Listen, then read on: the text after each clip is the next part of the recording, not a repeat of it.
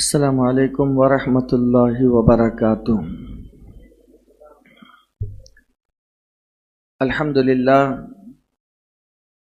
للہ رب العالمین والعاقبۃ للمتقین والصلاة والسلام علی سید الانبیاء والمرسلین وعلی آلہ واصحابہ الطیبین الطاہرین، اما بعد فاعوذ باللہ من الشیطان الرجیم، بسم اللہ الرحمن الرحیم۔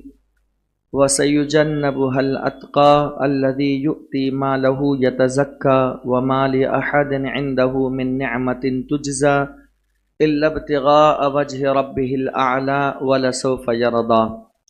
آمنت بِاللَّهِ صدق اللَّهُ الْعَظِيمُ۔ الصلاة والسلام علیکہ یا رسول اللہ، الصلاة والسلام علیکہ یا حبیب اللہ، صلی اللہ تعالی علیہ وسلم۔ میرے پیارے آقا صلی اللہ تعالی علیہ وسلم کے پیارے دیوانوں، آج 23 محرم الحرام ہے اور گزشتہ 20 محرم الحرام کو حضرت سیدنا بلال حبشی مؤذن رسول صلی اللہ تعالی علیہ وسلم کے وصال کی تاریخ ہیں ان کے۔ تو انشاءاللہ تعالی چند باتیں جو ہے میں آپ کے سامنے حضرت بلال حبشی رضی اللہ تعالیٰ عنہ کے حوالے سے کچھ باتیں آپ کے گوش گزار کرنے کی سعادت حاصل کروں گا۔ حضرت بلال حبشی رضی اللہ تعالیٰ عنہ یہ مؤذن رسول ہے اور حضور صلی اللہ علیہ وسلم کے خزانچی ہیں۔ آپ کا نام بلال ہے اور آپ کے والد کا نام رباح ہے، را با الف ہا رباح، اور آپ کی والدہ کا نام جو ہے وہ حمامہ ہے، اور آپ کی جو کنیت تھی وہ ابو عبداللہ، ابو عبد الکریم اور ابو عبد الرحمن اور ابو عمرو ہے۔ حضرت بلال حبشی حبشہ کے رہنے والے تھے۔ یہ سابقین اولین میں سے ہیں جنہوں نے جنہوں نے اسلام کو قبول کیا ہے، ان میں ایک نام حضرت بلال حبشی رضی اللہ تعالیٰ عنہ کا آتا ہے۔ حضرت بلال حبشی رضی اللہ تعالیٰ عنہ کے اسلام لانے کا واقعہ آپ میں سے اکثر کو معلوم ہے کہ حضرت بلال حبشی رضی اللہ تعالیٰ عنہ کے بارے میں حضرت سیدنا عمرو بن عاص رضی اللہ تعالیٰ عنہ کہتے ہیں کہ ایک روز میں حضرت بلال حبشی کے پاس سے گزرا تو آپ کو تپتی ہوئی زمین پر لٹا کر کے آپ کو سزا دی جا رہی تھی۔ گرمی کی شدت اتنی تھی کہ اگر اس زمین پر گوشت کا کوئی ٹکڑا زمین پر رکھ دیا جاتا، اللہ اکبر، تو وہ گوشت جو ہے اس گرماہٹ کی وجہ سے، اس شدت کی وجہ سے وہ گوشت بھون جاتا۔ اللہ اکبر۔ ایسی جگہ پر حضرت بلال حبشی رضی اللہ تعالیٰ عنہ کو ریتیلی زمین پر لٹا کر کے ان کے جسم پر پتھر رکھے جاتے تھے اور آپ کو سزا دی جاتی تھی، اور کہا جاتا تھا کہ تم یہ کہو کہ میں لات و عزیٰ کو میں قبول کرتا ہوں، لات و عزیٰ کو مانتا ہوں، لیکن ایسے موقع پر بھی حضرت بلال حبشی رضی اللہ تعالیٰ عنہ جو ہے وہ احد احد کا نعرہ لگایا کرتے تھے۔ بسا اوقات تو ایسا بھی ہوتا تھا کہ اللہ کے نبی صلی اللہ علیہ وسلم کا جب گزر حضرت بلال کے پاس سے ہوتا تھا، کئی دن تک کہ امیہ بن خلف ظالم نہ کھانا دیتا تھا، نہ صحیح سے علاج و معالجہ کرتا تھا، نہ دیکھ ریکھ کرتا تھا، اور بیماری کے عالم میں بھی حضرت بلال حبشی سے ضرورت سے زیادہ وہ کام لیا کرتا تھا۔ آپ کے جسم پر کبھی بھی تاری رہتی تھی، لیکن وہ ظالم امیہ بن خلف آپ سے کام کراتے رہتا تھا اور آپ مجبوری کی صورت میں آپ کرتے رہتے تھے، کیونکہ غلامی کی زندگی بہت خطرناک ہوتی ہے۔ لیکن رسول رحمت صلی اللہ علیہ وسلم اس روئے زمین پر لوگوں کو غلامی کی زنجیر سے توڑ کر کے آزادی کی زندگی ادا کرنے کے لیے آئے تھے۔ اسی لیے آپ دیکھیے جگہ جگہ پر حضور علیہ السلام نے جو ثواب کا کام بتایا ہے، اس میں ایک بڑے ثواب کا کام یہ بھی بتایا ہے کہ یہ کام کرو گے تو اتنے غلام آزاد کرنے کا ثواب ملے گا، یہ کام کرو گے تو اتنے غلام آزاد کرنے کا ثواب ملے گا، یہ کرو تو۔ اسی وجہ سے حضرت عثمان غنی رضی اللہ تعالیٰ عنہ ہر جمعہ کو ایک غلام آزاد کرتے تھے۔ ہر جمعہ کو کسی اچھے موقع پر ہو تو غلام آزاد کیا کرتے تھے، ہمیشہ آپ کا یہی معمول رہا کرتا تھا۔ میرے پیارے آقا صلی اللہ تعالیٰ علیہ وسلم کے پیارے دیوانوں، تو حضرت بلال حبشی کو حضور صلی اللہ علیہ وسلم نے جب دیکھا کہ وہ بہت بیمار ہے اور کام کر رہے ہیں، تو حضور نے فرمایا کہ ایسا کرو کہ تم آرام کرو اور میں تمہاری جگہ جو ہے میں کام کر دیتا ہوں۔ وہ حضور کو نہیں جانتا تھا اور حضور علیہ السلام اس کا کام جو ہے وہ کر دیا کرتے تھے۔ جب کئی دن ایسے گزرے تو اس کے بعد معاملہ یہ ہوا کہ ایک دن پوچھتا ہے کہ آپ کون ہیں؟ اللہ اکبر! جب یہ پوچھتا ہے کہ آپ کون ہیں تو جانتے ہو اللہ کے نبی صلی اللہ علیہ وسلم نے پھر یہ ارشاد فرمایا کہ میں محمد ہوں، میں اللہ کا نبی ہوں صلی اللہ تعالیٰ علیہ وسلم، میں اللہ کا نبی ہوں، میں اللہ کا رسول ہوں۔ اللہ اکبر! یہ بات اللہ کے نبی صلی اللہ علیہ وسلم نے ان سے کہی اور حضور کے جب اخلاق کو انہوں نے دیکھا تو وہ فوراً کلمہ پڑھ کر کے مسلمان ہو جاتے ہیں۔ اللہ کے نبی صلی اللہ علیہ وسلم ہمیشہ جو ہے آتے تھے، ان کی دلجوئی کرتے تھے، ان کا خیال رکھتے تھے، یہاں تک کہ معاملہ یہ ہوا کہ ایک دن اللہ کے نبی علیہ الصلاۃ والسلام کا جب گزر ہوا وہاں سے تو دیکھا کہ امیہ جو ہے وہ آپ پر بڑا ظلم کر رہا ہے اور آپ کو ستا رہا ہے، آپ کو تکلیف دے رہا ہے۔ حضور صلی اللہ علیہ وسلم کو بہت تکلیف ہوئی تو آپ نے ان سے کہا کہ تم کیوں نہیں اپنے ایمان کو چھپاتے ہو؟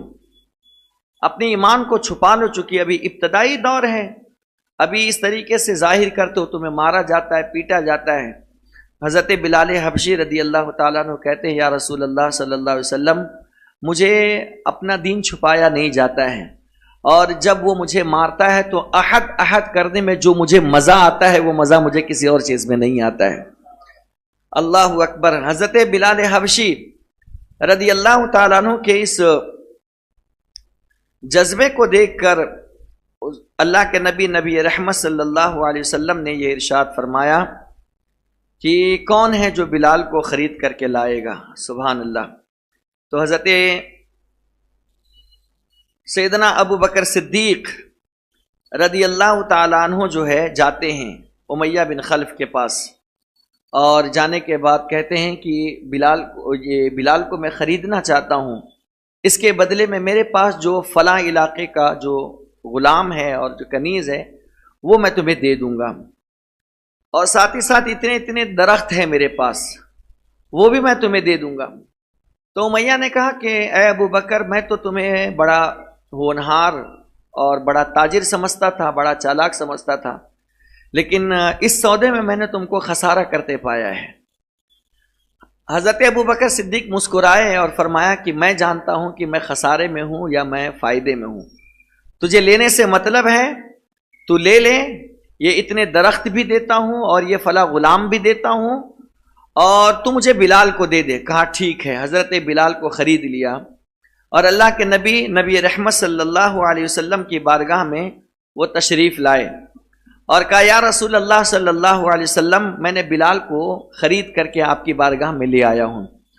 حضور صلی اللہ علیہ وسلم ارشاد فرماتے ہیں اے ابو بکر، جب تم لانے کے لیے گئے تھے، خریدنے کے لیے گئے تھے، تو مجھے بھی اپنا پارٹنر، جسے کہتے ہیں ہم اپنی زبان میں کہ حصے دار، مجھے بھی بنا دیتے ہیں، کچھ رقم مجھ سے بھی لے لیتے ہیں تاکہ تم جو ہے میں بھی اس میں حصے دار بن جاتا۔ تو حضرت ابو بکر صدیق رضی اللہ تعالیٰ عنہ نے عرض کیا یا رسول اللہ صلی اللہ علیہ وسلم، میں بھی آپ کا ہوں، میرا مال بھی آپ کا ہے اور یہ میرا غلام بھی آپ کا ہے، میں آپ کی بارگاہ میں سے پیش کرتا ہوں۔ اور اس کے بعد حضرت بلال حبشی کو حضرت ابو بکر نے آزاد کر کے حضور کی بارگاہ میں پیش فرما دیا۔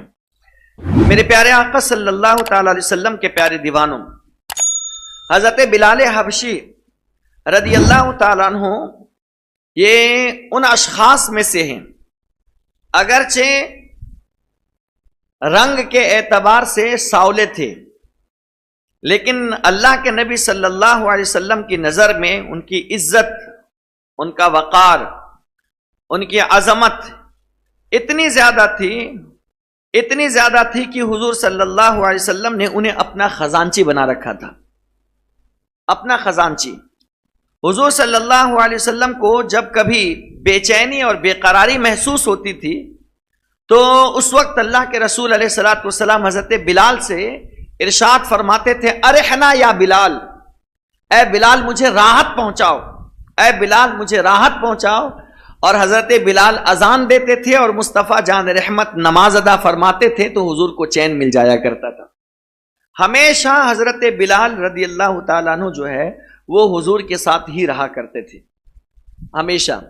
حضرت بلال حبشی رضی اللہ عنہ کا مقام آپ ان کا رتبہ اس سے لگائیے اندازہ، جب حضور علیہ السلام معراج کی رات تشریف لے کر کے گئے نا، اور جنت کی جب آپ نے سیر کی تو خود حضور فرماتے ہیں کہ میں جب جنت کی سیر کر رہا تھا تو میرے سے آگے ایک شخص کے قدموں کی آہٹ، ان کے چلنے کی آہٹ میں محسوس کر رہا تھا، آگے ہیں ان کے قدموں کے چلنے کی آہٹ محسوس کر رہا تھا۔ تو میں نے پوچھا یہ کون ہے؟ جبریل، یہ کون ہے؟ تو حضرت جبریل علیہ السلام نے عرض کیا، یا رسول اللہ صلی اللہ علیہ وسلم یہ بلال ہے جن کے قدموں کی آہٹ جو ہے نا آپ محسوس کر رہے ہیں۔ حضور صلی اللہ علیہ وسلم جب تشریف لائے تو حضرت بلال حبشی رضی اللہ تعالیٰ عنہ سے پوچھا، اے بلال تم کون سا ایسا عمل کرتے ہو کہ تمہارے چلنے کی آہٹ کو میں نے جنت میں محسوس کی ہے؟ کیا کرتے ہو؟ کہا یا رسول اللہ صلی اللہ علیہ وسلم میں کوئی بڑا عمل نہیں کرتا ہوں، بس میں اتنا کرتا ہوں کہ جب بھی مجھے اذان دینی ہوتی ہے تو اذان سے پہلے میں وضو کرتا ہوں، اور وضو کر کے میں 2 رکعت نماز پڑھتا ہوں اور پھر اذان دیتا ہوں، اور جب بھی میرا وضو ٹوٹ جاتا ہے میں فوراً وضو کر لیا کرتا ہوں۔ سرکار نے فرمایا بس یہی وجہ ہے کہ تمہارے وضو کے برکت سے اللہ نے تمہارے قدموں کی آہٹ کو جنت میں رکھ دیا ہے، یعنی تم جنتی ہو۔ جو شخص باوضو رہتا ہے اللہ وضو کی برکت سے اسے شہادت کی موت بھی عطا فرماتا ہے، اور اس کی برکت سے اللہ اسے جنت بھی عطا فرماتا ہے۔ یہ حضرت بلال حبشی رضی اللہ تعالیٰ عنہ۔ آپ دیکھیے حضرت بلال حبشی کو یہ شرف حاصل ہے، ایسا شرف حاصل ہے جیسا شرف کسی بھی صحابی کو نہیں ہے، کسی بھی اور وہ ہے کہ کعبے کی چھت پر اذان دینا۔ کسی کو یہ شرف نہیں حاصل ہوا حضور کے زمانے حیات میں، کسی کو نہیں۔ اور جب فتح مکہ کا موقع تھا، اللہ کے نبی صلی اللہ علیہ وسلم نے مکہ فتح فرما لی، تو آپ نے حضرت بلال کو حکم دیا کہ کعبے کی چھت پر چڑھ جاؤ۔ آپ ذرا سوچیے، کہاں غلام، کہاں حبشہ کے، کہاں ساولے رنگ کے، اور یہاں صدیق اکبر، عمر فاروق، عثمان غنی، مولا علی، سعد و سعید، طلحہ، زبیر سب موجود ہیں، لیکن کسی کو یہ اعزاز نہیں ملا، کسی کو یہ شرف۔ اس کا مطلب یہ ہے کہ اسلام میں خاندان قبیلہ نہیں دیکھا جاتا، اسلام میں کالے گورے کو نہیں دیکھا جاتا، اسلام میں چھوٹے بڑے کو نہیں دیکھا جاتا۔ اسلام میں جو ہے اللہ کے رسول علیہ السلام سے جو محبت کرتا ہے حضور کی نظر اس پر خالص ہوا کرتی ہے۔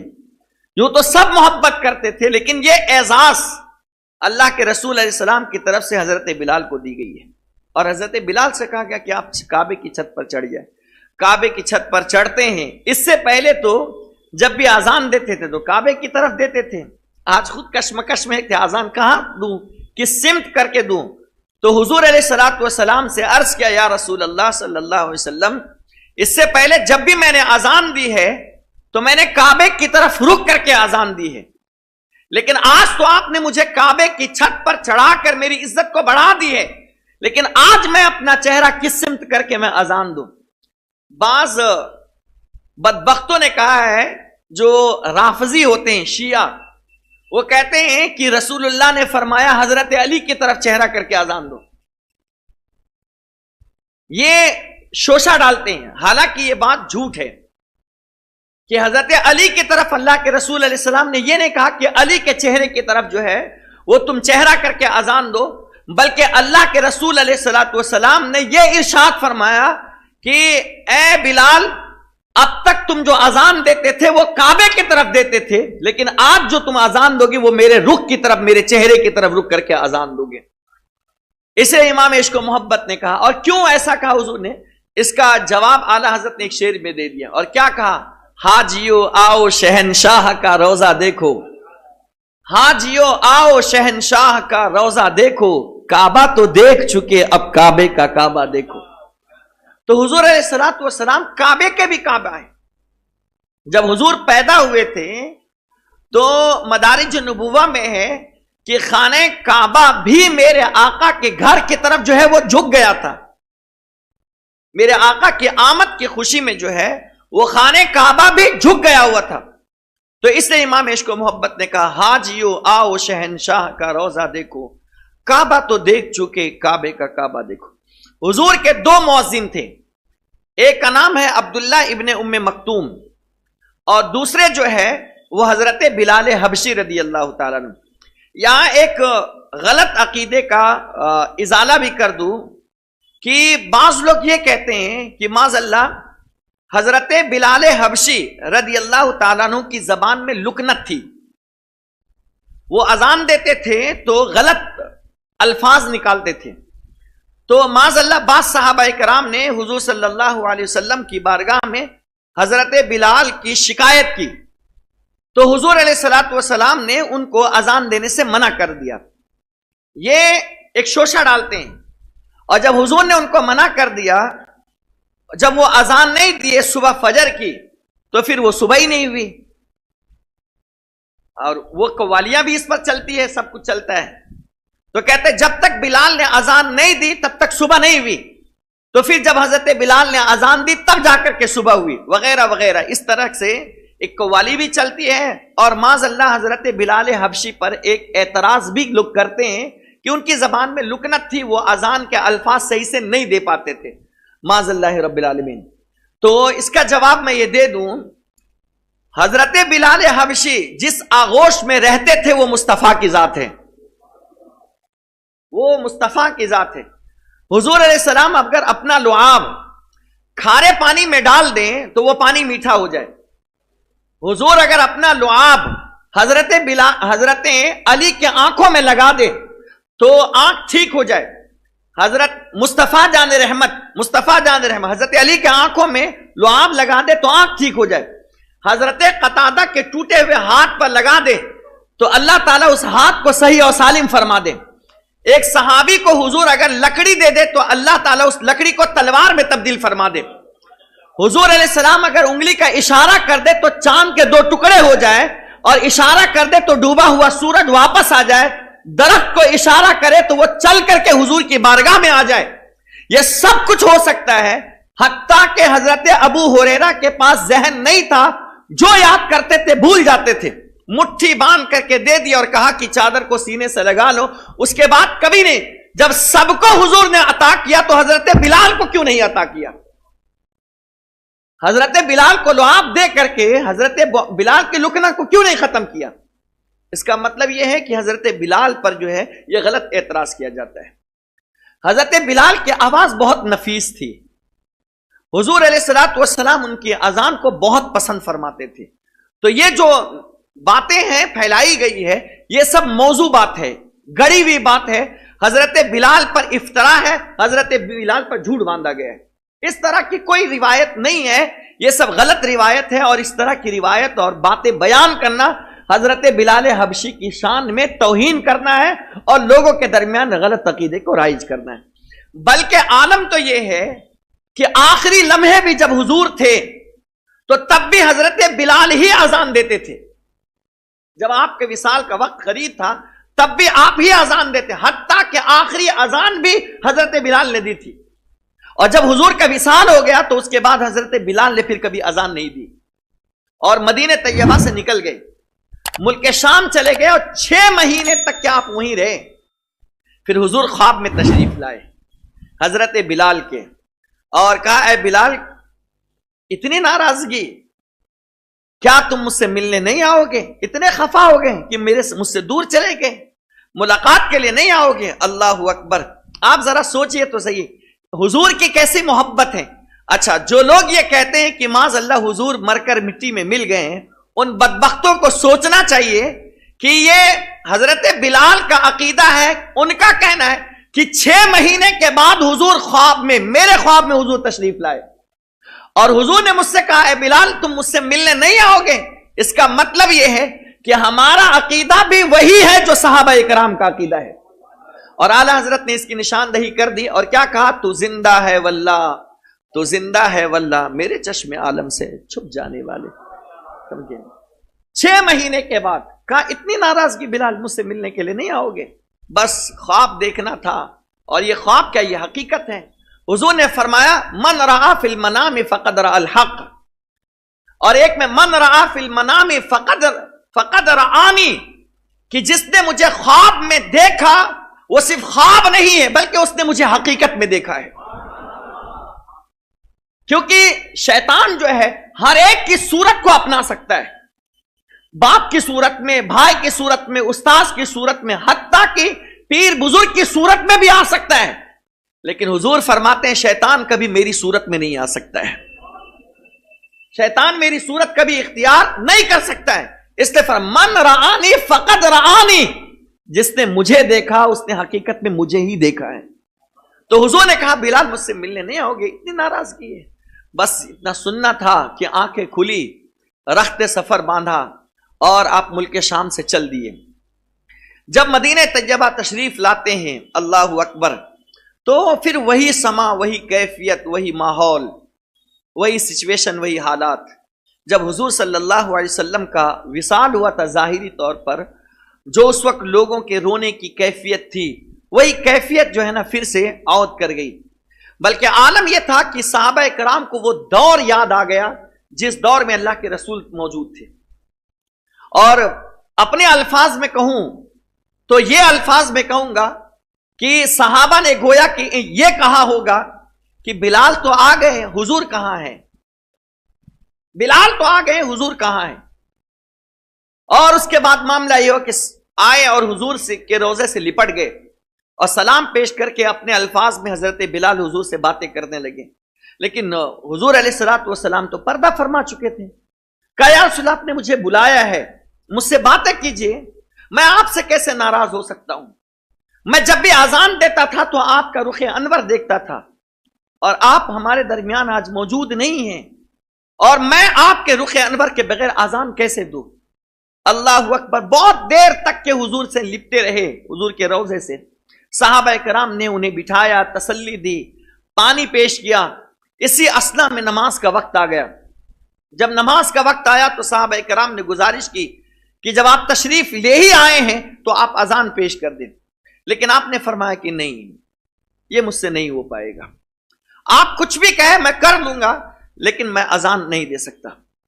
اس لیے کہ جب میں اذان دیتا تھا اور اشہد ان محمد رسول اللہ پر جب میں پہنچتا تھا تو میں اپنے مصطفیٰ کے چہرے کو دیکھتا تھا، اور میں آج اگر اذان دوں اور حضور میرے درمیان موجود نہ رہے تو میں اپنے آپ میں، اپنے تاب میں نہیں رہ سکتا ہوں۔ لیکن بہت سفارش کی گئی، بہت سفارش کی گئی، لیکن نتیجہ نہیں نکلا۔ تو کسی نے کہا کہ حسنین کریمین سے جا کر کے کہیے، وہ ننھے ننھے شہزادے تھے، اگر ان سے کہو گے وہ کہہ دیں تو پھر یہ مان لیں گے۔ تو کسی نے جا کر کے کہہ دیا کہ بلال آئے ہوئے ہیں، آپ ذرا ان سے سفارش کر دیجئے اذان دینے کے لیے۔ وہ دونوں شہزادے آتے ہیں اور کہتے ہیں چچا اذان دے دیجئے نا۔ دونوں بچوں کو اللہ اکبر حضرت بلال حبشی نے لے کر کے سینے سے لگا دیا، وہ حسین جن کے بارے میں حضور نے کہا تھا حسین منی وانا من الحسین، حسین مجھ سے ہے اور میں حسین سے ہوں۔ وہ حسنین کریمین جن کے لیے رسول اللہ نے ممبر چھوڑی تھی، وہ جن کے لیے رسول اللہ نے فرمایا تھا الحسن والحسین سیدا شباب اہل الجنہ، حسن اور حسین جنتی جوانوں کے سردار ہیں، وہ جن کے بارے میں حضور نے کہا تھا اللہم انی احبہما فاحبہما، اے اللہ میں ان دونوں سے محبت کرتا ہوں، تو بھی ان دونوں سے محبت کر، اور جو جو ان سے محبت کرے اے اللہ تو بھی ان سے محبت فرما۔ انہوں نے کہا کہ چچا اذان دے دیجئے نا۔ کہا میں سب کی بات تو ٹال سکتا ہوں شہزادو، لیکن میں تمہاری بات نہیں ٹال سکتا۔ اس لیے کہ تمہارا انکار کرنا ایسے ہیں جیسے رسول اللہ کا انکار کرنا۔ اب اذان کا وقت آ گیا اور جب اذان دینے کے لیے کھڑے ہوئے اور وہ پورا مدینہ امڑ آیا، مسجد نبوی شریف کھچا کھچ بھر گئی، عورتوں سے، بچوں سے، مردوں سے، حتیٰ کہ جو لوگ کھیت میں تھے ان کو جب پتا چلا کہ وہ تو کھیت میں کام کرنا چھوڑ دیے، بازار چھوڑ کر کے سب مسجد نبوی شریف میں آ گئے۔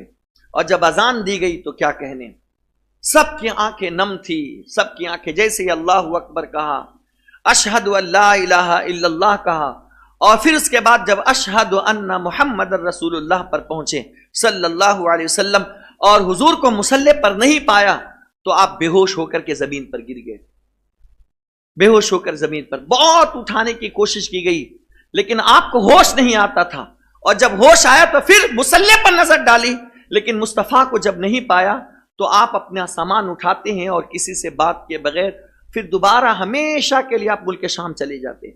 اور اسی غم میں، اسی فرقت میں، اسی فراق میں آپ کا وصال بھی ہوتا ہے، اور جب آخری وقت آتا ہے تو آپ اپنی زوجہ شریک حیات سے کہتے ہیں میرے لیے نئے جوڑے کا انتظام کرنا نا، تو آپ کی شریک حیات نے کہا اب تک تو آپ نے کبھی نئے جوڑے کا آپ نے مطالبہ نہیں کیا اور آج آپ کر رہے ہیں، اس کی وجہ کیا ہے؟ تو کہتے ہیں جب سے میرے مصطفیٰ اس دنیا سے تشریف لے کر کے گئے تو میں یہ کپڑا کس کے لیے پہنتا، کس کی محبت میں پہنتا، کس کے خاطر پہنتا، لیکن سن اب میں جا رہا ہوں قبر میں تو سب سے پہلے میرے مصطفیٰ کی زیارت ہونے والی ہے، تو اس لیے مجھے نئے لباس کی ضرورت ہے، میں جاؤں تو مصطفیٰ کو نئے لباس کے ساتھ میں اپنے آقا کا دیدار کروں گا۔